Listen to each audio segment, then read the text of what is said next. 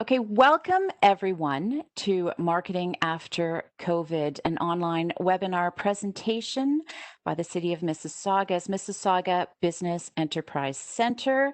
We welcome guest speaker Mark Anthony Sidham.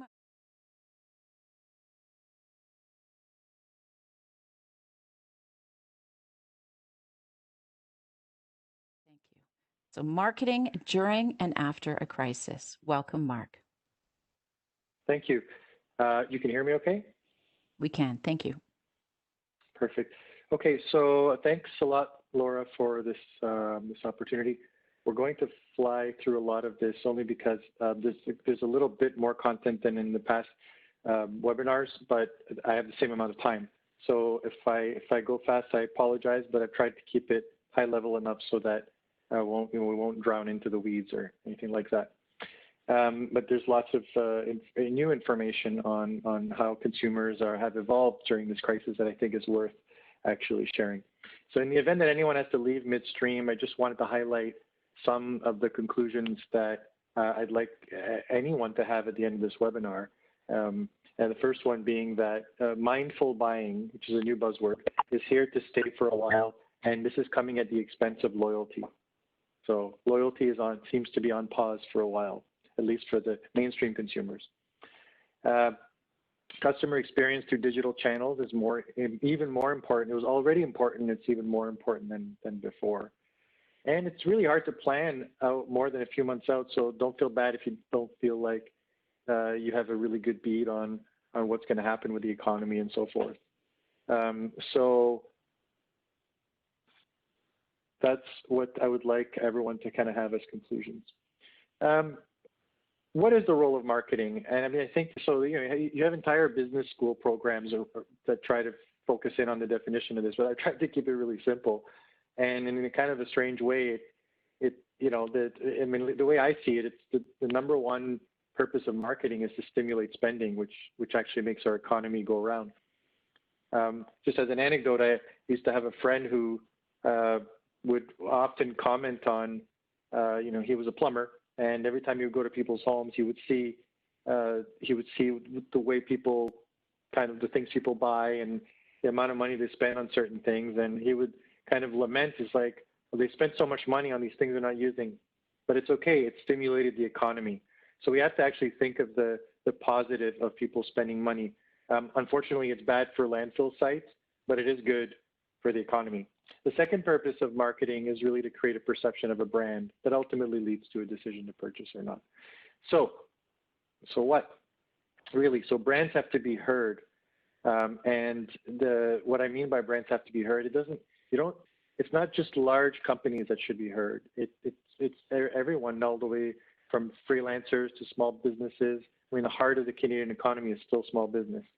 And so what should we say and how should we say it? Well, before we say anything, we really have to,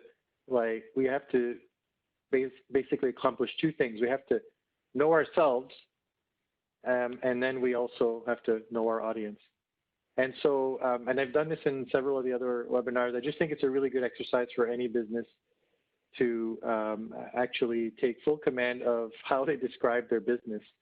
So because this slide deck is going out to everyone, you'll see some of the tools that I've used inside it. First and foremost, this is a very important tool. It took me years to figure this out even for my own business. It's how to even describe it. The days of elevator pitch are gone. You don't even have elevator pitch time. You only have the time waiting for the elevator doors to open now, which is maybe 15, 20 seconds before you lose someone's attention. So to have a really robust business summary statement, you have to answer a few questions. First one is, what are you selling? The next one is, who do you sell it to? Where do you sell it? Why should anyone buy from you? And how will you actually deliver value? And if you answer all 5 of these questions in 50 words or less, which is possible, you can have a really robust business summary that you don't have to revisit over and over again when people are asking you what business you're in. So for my own business, I wrote it very simply. I can't remember now. I think there's like just under 30 words in it. And it answers every one of these questions except well, actually, I even put where in Canada and US. Initially, I didn't have that. But the part that I really want to bring your attention to is at the bottom. It's the story. For example, nobody cares what business we're in. People really care about stories. And so when you explain your business, it's very important, whether you do it verbally, whether you do it in writing, whether you're doing it on your website, to be able to share a story of a problem you solved or a need you fulfilled. And so this is the thing people are buying. They're buying the story. They're not buying the business buzzwords. So just be very, very mindful of that, whether in B2B or B2C. And the simpler, the better. So, I mean, there's a blank one here. I can't stress this enough. If you don't do this as a starting point in your business, especially if you're a startup, you're going to end up taking a lot longer to see initial success because people won't understand what business you're in. So if you're not sure how to describe your own company, here's some questions that can really help. So what's your purpose? What are some of your own goals and your goals for your business? How do you want to be seen and perceived? What are you best at? Why are you best at it? Are you easy to do business with? What's your promise? What problems are you solving? Why are your solutions better? And what value are you delivering? If you take the time, whether 1 hour or 2 hours, just to answer these questions in detail, run them by friends, advisors, and so forth, distill it down to a simple document, live with it for a year, you're going to realize you're going to spend a lot less time making decisions later on. And so this is a very valuable exercise to go through to know yourself, because it's going to drive content development after. The second thing is to really know your audience. And so your audience really comes down to some basic questions. How do they even buy today? What are their spoken and unspoken needs? Some people don't express their needs. They just behave a certain way, but it actually tells you what their needs are. Or even by not taking action, we can determine people's unspoken needs. How loyal are clients and customers? And why do they buy from you or not buy from you? If you don't know some of these things, you should really ask them. And I mean, I'm not a big fan. There's a place for surveys. I'm not a big fan of surveys, but I don't think anything can replace, if you're small business owners, I don't think there's anything that can replace having live dialogue with customers, 5, 10, 20 of them, to ask these questions and to really dial into your audience's needs. It can really be helpful also because in society, of course, there's issues, and we want to be on top of some of these issues affecting society so that we can address them through our solutions. So, I mean, here's the problem after this, now that we've been several months in this crisis. It's really a question of, has anything not changed in our lives? And if we think about, if we just go down this list, which I'll do very quickly, it's pretty wild that in the space of 6 months, nothing is the same. I mean, home offices have now become totally mainstream. People are looking for more creature comforts. They're looking for services to be delivered to homes. So if anyone who's in the business of providing services in general, finding a way to deliver that service to people's homes is even more important than ever before, as it's going to help them cope with other aspects of their lives. So writing content around this is going to be very, very important. And you're going to hear me say the word content all the way through, because it's just that important to be thinking about content. In terms of education, this has really changed the way people socialize, where they get together, what activities they carry out together, how they consume marketing messages. Marketing messages should adapt to address these changes. And again, I'm not going to create marketing message in this presentation. I just want to help the audience think about, or at least assess, the psychology of their own consumers and think about what aspects of their consumers' buying behavior change so they can write content around it. In terms of health, many people will live longer in pain. This could lead to demand for even more therapeutic products and services. People are looking for outlets, short-term and long-term outlets. Many decisions aren't going to be as long-term. What content can be developed to address some of this malaise, this pain that's being felt from a health perspective? I know several people who are postponing many important life decisions because they were on tap for an elective surgery that's been postponed indefinitely, and unfortunately, because people aren't respecting social distancing requirements, they're putting lives of people with with other health issues in tremendous risk. In terms of finance, the desire to live in the moment is still high, but people really have taken a serious hit to their wallets.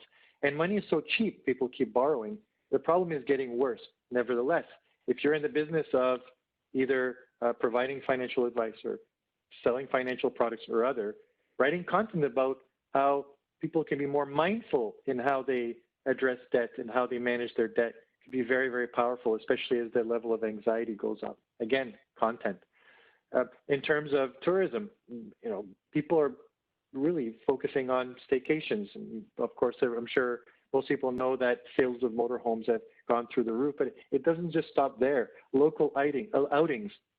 I mean, it will be really interesting to see how this winter pans out across the country, because in all likelihood, we're going to have a complete winter without proper vaccination or treatment. How will tourism be during the winter months when people primarily spend more time indoors? And then the ones that traditionally would have gone to the beach during winter months now have to find a way to fulfill that desire for tourism at home. Writing content around that could be very, very valuable. Families have much more difficulty reuniting.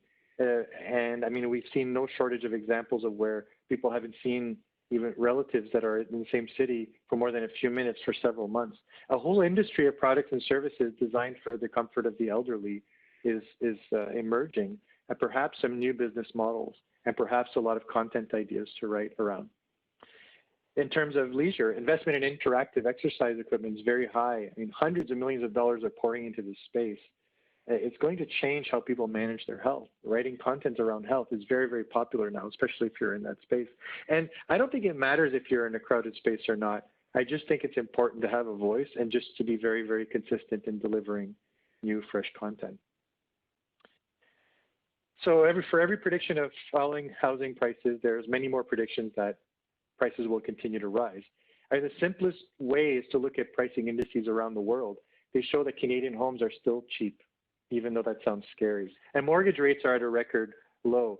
So that's bad news if you're hoping that prices will fall, but who knows? So this is driving a lot of decisions around moving to the suburbs or exurbs, which is a term I only recently learned about.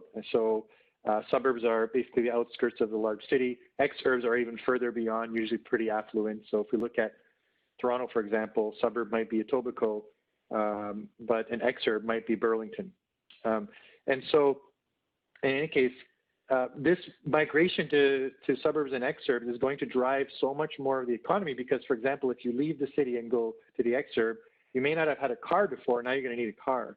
And now it's going to change entirely how you purchase as a consumer. So you have to think of the consequences of this migration and also look at how it's going to affect life and write content around it if you're in the business of servicing consumers in that area. Income has dropped for countless families. The middle class is clearly under threat, and when this happens, usually societal instability comes with it. We can look around the world, it's pretty standard. Strong middle class is highly correlated to stable society. So we can see the start of that now, and it explains a lot of the activism we're seeing out there. It will likely get worse before it gets better. The emergency income supplements only get you so far, and they won't go very far to strengthen the middle class. So the result of this is that people are postponing major life decisions, such as getting married and buying a house, buying a car, etc. And this is actually a big threat. However, if we can continue to provide support at many levels around this fear of spending and fear of making decisions, given that business optimism, and we'll get to that in a moment, businesses seem to be more optimistic than individual consumers. That's very important because manufacturers are manufacturing more, suppliers are selling more. That's a really good sign of things to come. So, I mean, if you're able to tie what's happening in industry and B2B with what's happening at the consumer level and write some content around that, you could really help some of these weary consumers have a little bit more optimism around the future. And so, I mean, the issue really is that the inequality is amplified, especially for some demographics, and the data is actually a little bit disconcerting, but it's not to say that it's going to last that way forever if we do something about it. In terms of living, people want to keep living, but they've turned to their own homes to see how they can improve their lifestyles. Hundreds of thousands are learning new skills to be more dependent and learning new hobbies. How will this shape their buying decisions?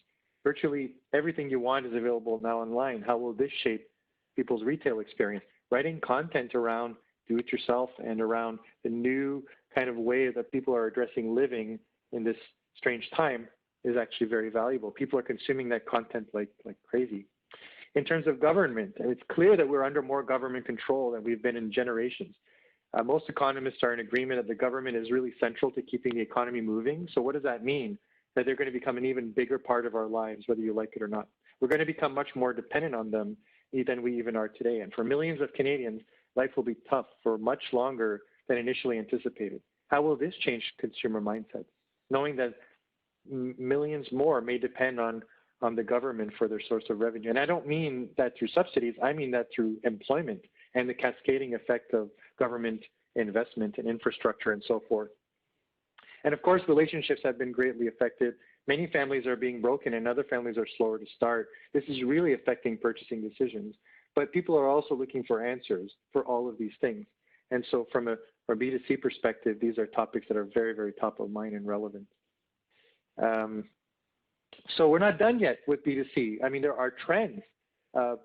Pessimism around recovery is increasing, believe it or not, from April to August. So 29% of Canadians are pessimistic at how long this crisis will last. And 53% of Canadians are living paycheck to paycheck, which has actually increased year over year. And they haven't even collected the data for 2020 yet.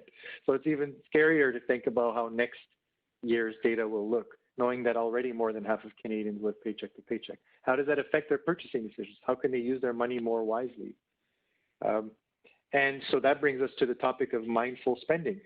You know, more and more Canadians are changing the way they spend their money. We will see shortly that entirely new segments of customers have emerged. It seems that a new word pops up every day in conversation, which people start talking about. So the latest one is mindful spending. It replaces the term thrifty, which doesn't capture the essence of how consumers are actually making decisions on what they purchase today. Even non-thrifty shoppers are simply being more mindful of their purchase decisions simply because of the uncertainty. So instead of buying 2 luxury items, they may just buy only 1. Instead of going on 2 trips in whether it's 2 trips away, they may choose 1 staycation and 1 trip away. So you can expect the word mindful spending to come up much more often in discussions. It's good marketing to use such a simple word. So I'm sure there's going to be a lot of marketing around this word. And let me just see if there's a question. Sorry. Okay.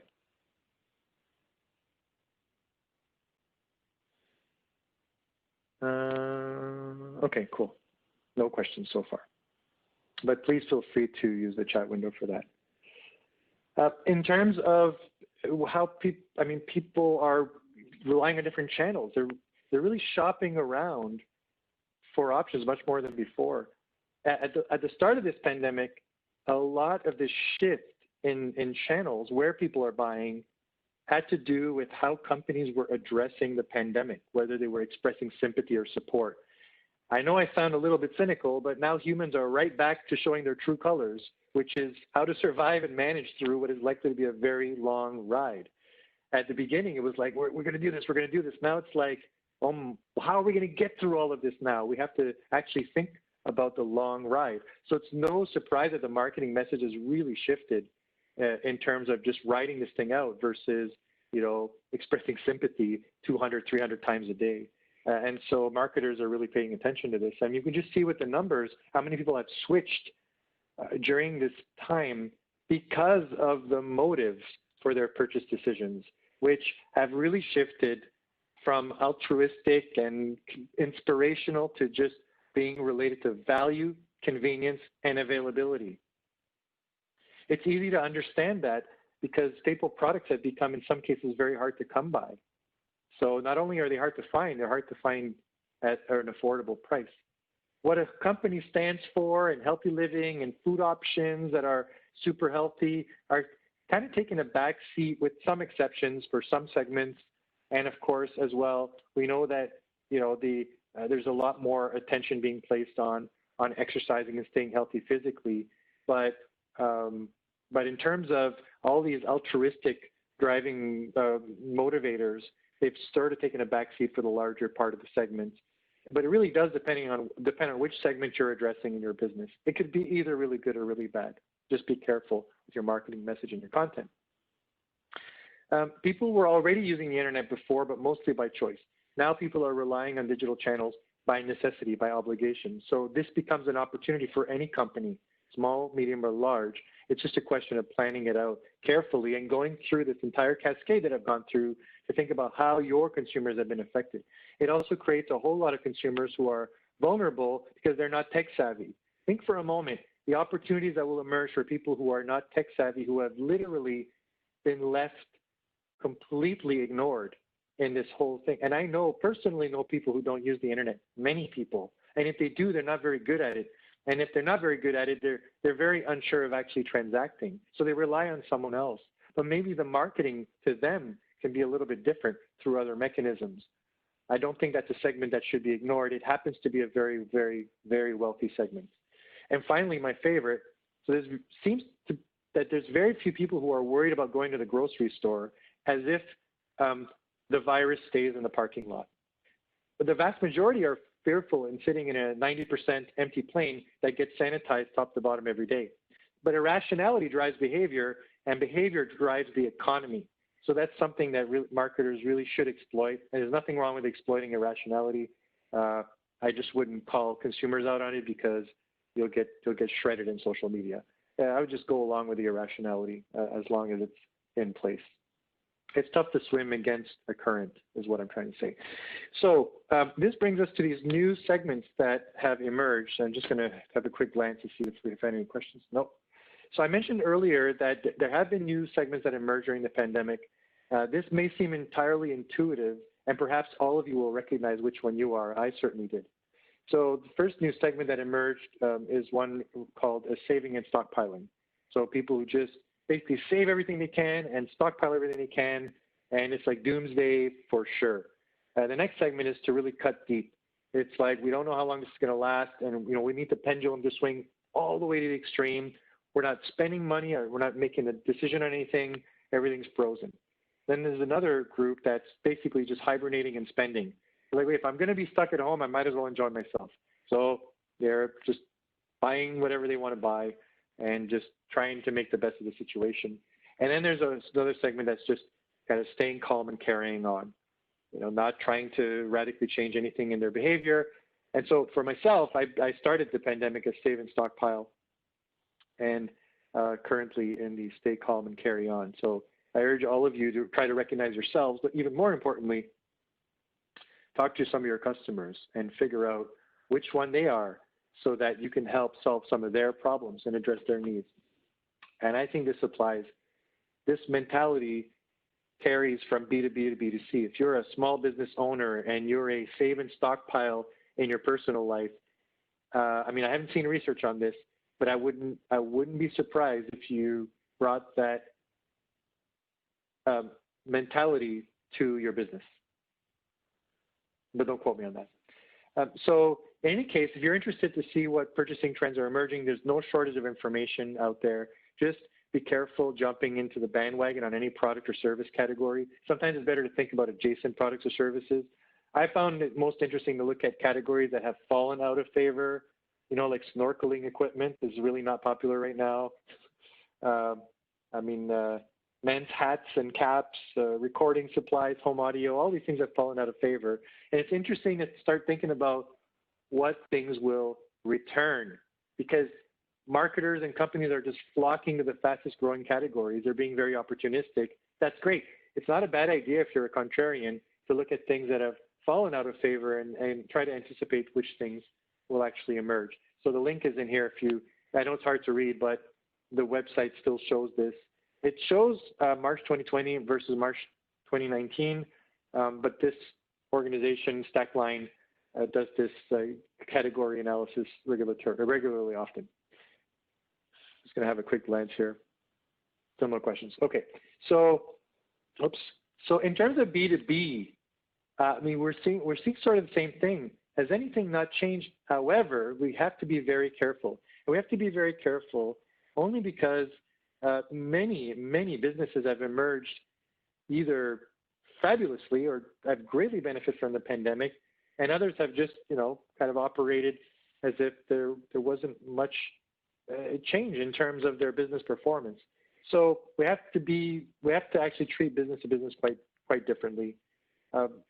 For most of the customers I've worked with, it's been shockingly positive, really surprisingly positive.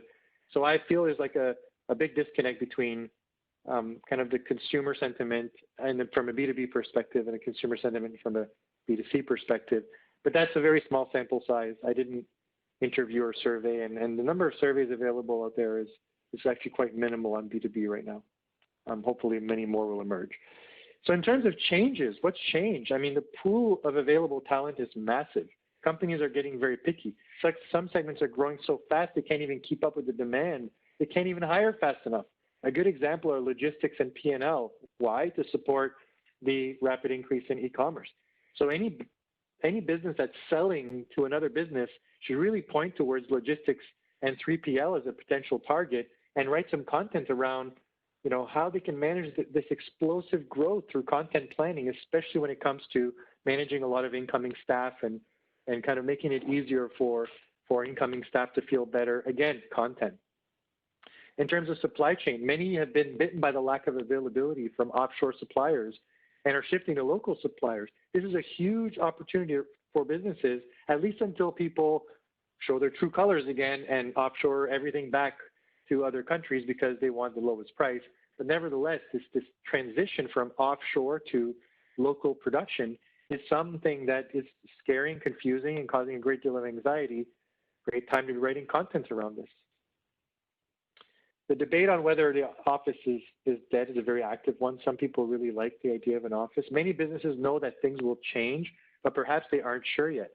It would be a mistake for businesses to act too quickly because there are too many unanswered questions about the future of the office. However, this is impacting many purchasing decisions that companies make. It's a good time to develop content around how to repurpose office space if you're in that business.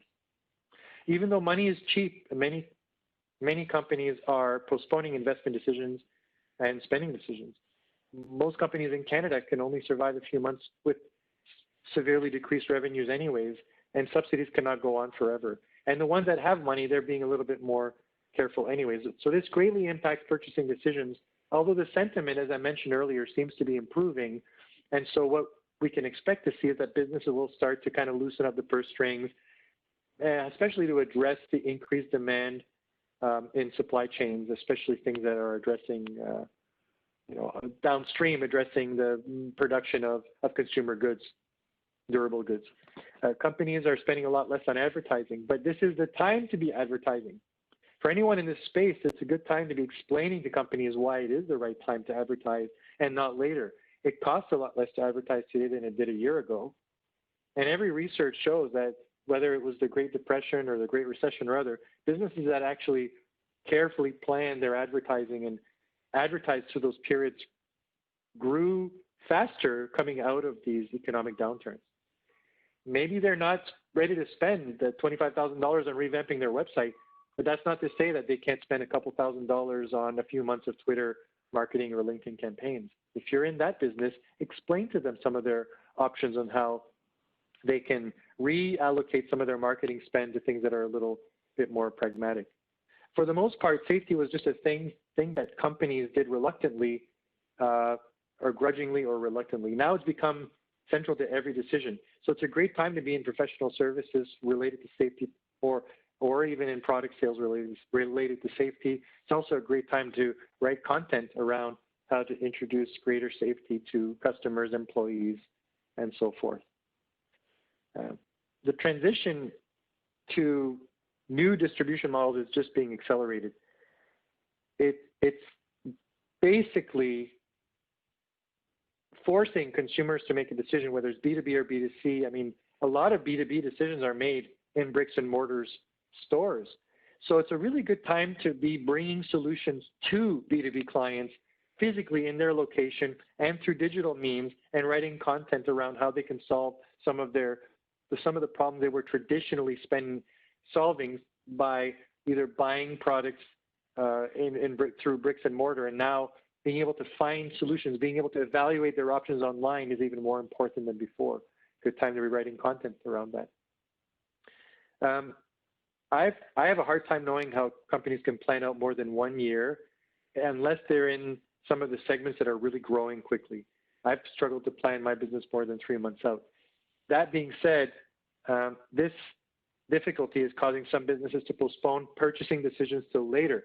So if you're in the business of helping other businesses plan, it's a good time to be helping them plan short, medium, and long term and organize their planning into decisions so that they can actually unlock some of their purchasing rather than just postpone it. The public has never been stronger to voice how companies manage their businesses. Companies are looking for help on how to do this better. Great time to be writing content about that. It's a good time for many companies to revisit their entire business model. So if you're in the business of working with clients on business models and how to adapt to all the changes happening, it's a really great time to write content, or even better, to make videos on how business owners can reassess their business models and shift and pivot, because that's a very difficult thing for businesses to do. And there's so much uncertainty with regards to government assistance for businesses. Again, it's causing businesses to postpone many decisions. However, the government is going to unlock a lot of investment. So if you're in the business of helping businesses figure out where the money is, it's a great time to be writing content. And the last one really is around politics. And I just think this is the kind of thing we just have to live with. I'll often find businesses place too much emphasis on the impact government politics will have on their business. What's more important is just to plan for 2 or 3 different outcomes. And if you're in the business of helping other companies navigate through difficult political waters, it's a great time to be writing content around this to kind of ease the anxiety around this. So with all of that analysis, it leads us to more questions to like what we don't know. We don't know when a vaccine will come out. We don't even know when an effective treatment will come out. We don't even know when our government will accept that a vaccine or effective treatment is effective enough to reopen the economy. All we know is that they're very slow to adopt pragmatic solutions. For example, in some Scandinavian countries, they're using dogs to sniff out COVID before any symptoms emerge at the airports. Dogs, zero technology involved, zero development involved.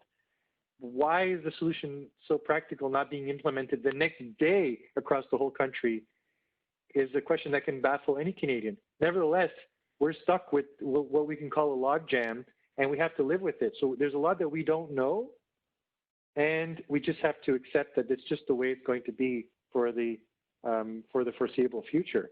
So what we should do around it is just be, I'm sorry to use this buzzword already in my own content, but we have to be more mindful in our planning around what we don't know and manage investments, consider all outcomes, optimistic, realistic, pessimistic, and revisit that plan often. There's nothing wrong with having changes to a plan nowadays just because of how many things are changing and how quickly they're changing. So your marketing strategies have to adapt with the times. And I said the word content so many times now. So how should you develop your content and what to do with your media spend? Well, one thing that's really interesting is there's a comment I read from an author who wrote an article basically talking about the shift to raw and uncut content. Even 2-3 years ago, I mean, the average business owner would have thought, oh, I have to make a video. I need a videographer. I need someone to do the video editing, and it's got to be perfect. Forget about it. What we're clearly seeing now is that raw, uncut, real content is now having its day. And it has to do as much with the fact that socially distancing, reduction in ad spend, we can't really go where we want to go, all of these measures, but it also has to do with consumer expectations because people want marketing they can relate to. So in your customer journey, you have to incorporate that philosophy all along the way around just making sure that you deliver good content digitally. So what I've done here is I've shown this buyer journey in numerous other webinars, but I've done something different in this one just because I think it's very relevant. So some people, experts, will have more steps in the buyer journey. But if we think of any buying process, before I buy something, I need to be made aware that it exists. And then when I'm aware that it exists, I need to become interested in it. And then more than being interested, I need to get to the point where I'm going to purchase it.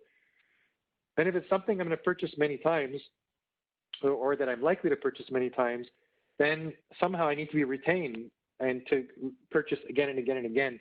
And eventually, if everything is done right according to the marketer, I will talk about my purchase to everyone who will listen to me, and not just the bad experiences. Because most people don't hide their bad experiences, but it's hard to get people to share good experiences. So really, this is around learning. The buyer journey is around learning about you and your business, thinking of buying from you, buying from you again, and then telling others to buy from you. And so as a business, and so you'll see this is blank right now, but I mean, this is just so that you can use this. You're going to carry out activities as a business. And this is like action, outcome, action, outcome, action, outcome, all the way through. It's a very simple way of looking at a buyer journey. And looking at it for, let's say, take the example of a custom software company, 3-4 employees programming custom software for another business. And okay, great. Well, how are other companies going to learn about you? So you're going to do email campaigns, LinkedIn campaigns.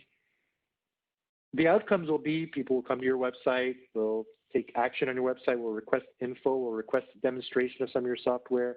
But look at where I've put the letter D all along the buyer journey. D stands for digital.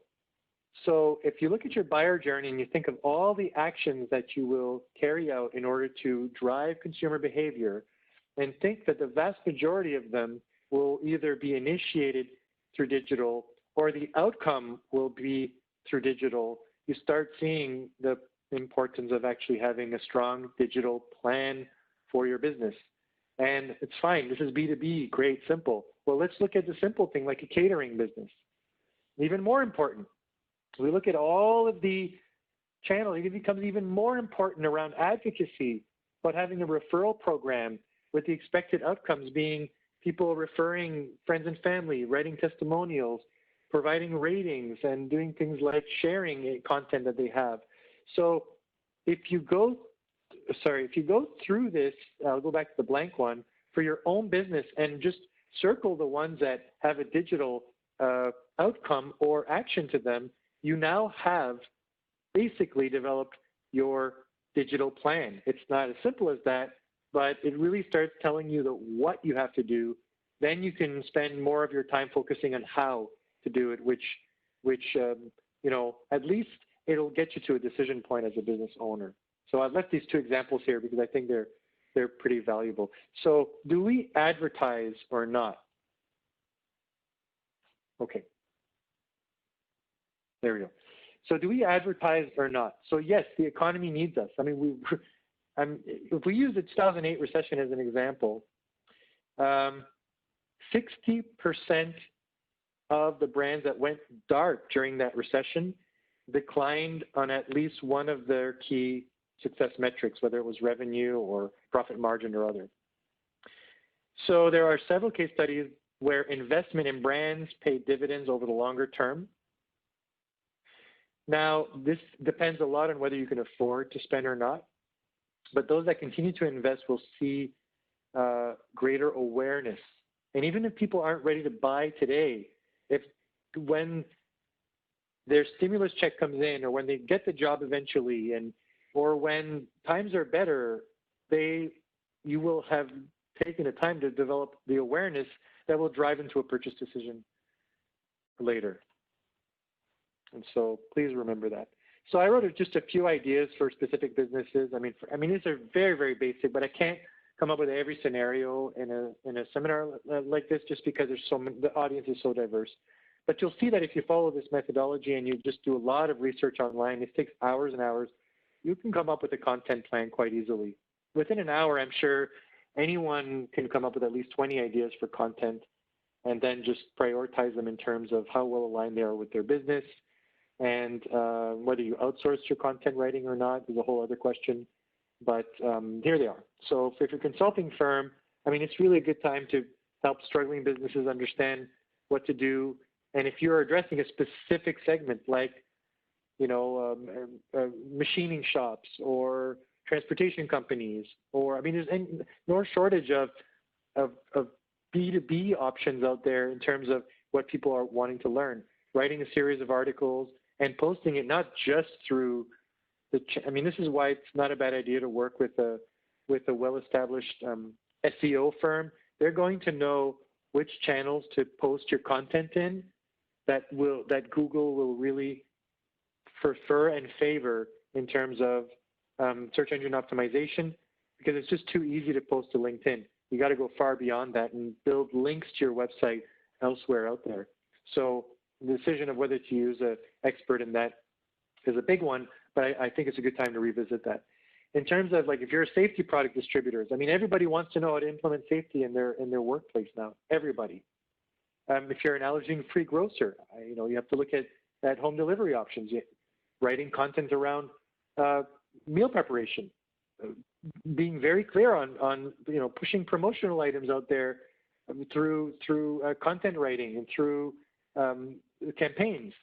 And so again, these are going to seem very, very simple, but it's a question of going from idea to execution, where I think a lot of people get stuck. If you're residential contractors, everyone's shifting to home renovations, entertainment rooms, redoing bedrooms, redoing kitchens, things like that. It's a good time to be writing content around which project to do first, which projects will add value to your home. In any case, so here's some ideas on how to help in terms of how you communicate. Really good to personalize, the contact you have with key clients. Express sympathy and compassion, but really focus in on the support and helping them. And again, this is maybe more oriented on B2B, but if you think about these three pillars for even B2C, you'll see a lot of commonality. Provide very accurate information about how you can serve them, but it's really important to be relevant in your content related to all of what we walked through up to this point. Developing useful contact solutions that they can use, offering help that's not related specifically to a product or service you offer, do-it-yourself advice and so forth. Very important to be flexible and to complement governmental efforts that give consumers options and give them time to think about those options, meeting virtually, meeting customers where they are, finding contactless solutions. And the last point, and this is the one that's why I left it last, just really start using digital channels if you haven't been doing it up to this point. And the bonus thought really is that when people try to find the perfect solution or the magic, the secret sauce to developing a marketing strategy, one thing is for sure, and I've seen this happen, whether it's my own business or businesses I've worked with, is that you shouldn't just contact clients when you want to sell them something or when there's a problem. Sometimes it's good to just contact them just to see how things are going. It's really good marketing, and it's not during a crisis that this can have a lasting impact. So before I put up the recap slide, okay, so still no questions. I'm going to go back to the desired conclusions, which is really what I wanted people to walk away with, is that mindful buying is here to stay at the expense of loyalty. Take that seriously, and of course, I recommend you do your own research to validate it. Customer experience through digital channels is more important than ever before, and it's very hard to plan more than a few months out, so try as much as possible to be nimble.